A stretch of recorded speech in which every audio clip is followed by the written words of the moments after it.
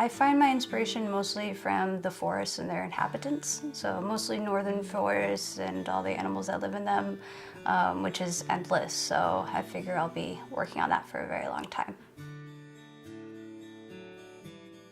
When I begin a drawing, I usually don't have a very concrete concept in mind, so I like to sort of see where it goes. It usually goes somewhere that I don't expect it to. So. Typically, my drawings are just things that I want to see, so they revolve around the forest and animals and all sorts of situations that I think should exist. My name is Jess Polanshek. I'm an illustrator living in Fairfax, Vermont, and I draw woodland illustrations. Some people see my work as kind of dark and spooky.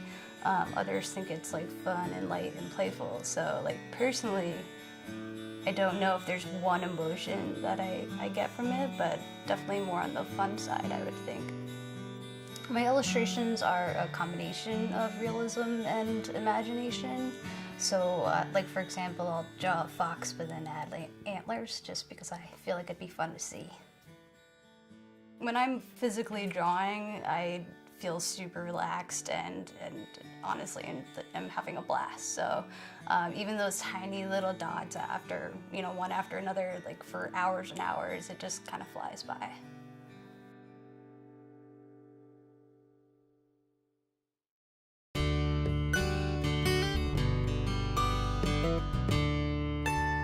My brother and I were raised by a single mom. We moved all throughout Vermont and Florida almost once a year for most of our childhood. We didn't really have a lot of money, so we were taught to work with what we have. Art is really easy to make with anything that you can find, which is a really important learning aspect for me. To be perfectly honest, what I draw is what I want to see. And it's just very convenient that other people like looking at it also. I grew up as a very independent kid, kind of doing my own thing most of the time, so it's a natural process for me. I like being in my studio with my dogs and my partner, and it's very easy. My business name is Polanshek of the Hills, which I started in 2013. I try to control everything and do it all in my studio as much as I can.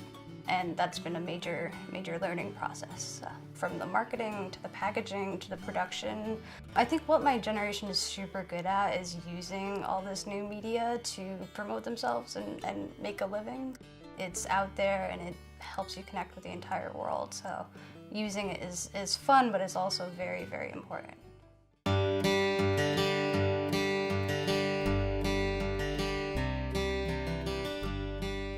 I've always loved making art, but it was never an actual career path that I had in mind growing up.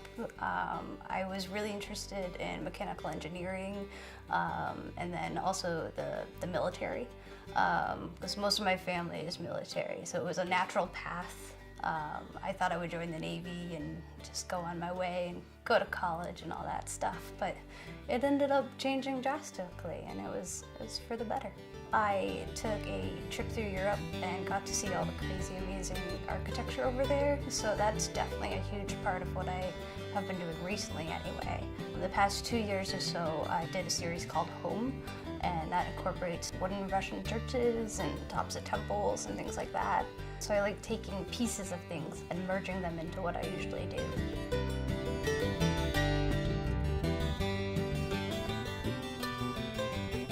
I would say my real style began in 2012 when I started this drawing of a fox wearing a cloak made out of feathers. So each feather was tiny and drawn individually, and it was just the most fun process. After that, I started working in series and built off of that. One of my biggest inspirations is walking in the woods and just wandering around, because it's so filled with details, like all the broken branches and the leaves and just everything on the forest floor. Like, it's an endless supply of inspiration. So, making a life out of art, from the marketing to the packaging to the production, it's all fun. My goal for the future, I would say, is just to grow my business as much as I can. I love, getting in new shops all over the world. It's really fun to spread my art as far as it can go.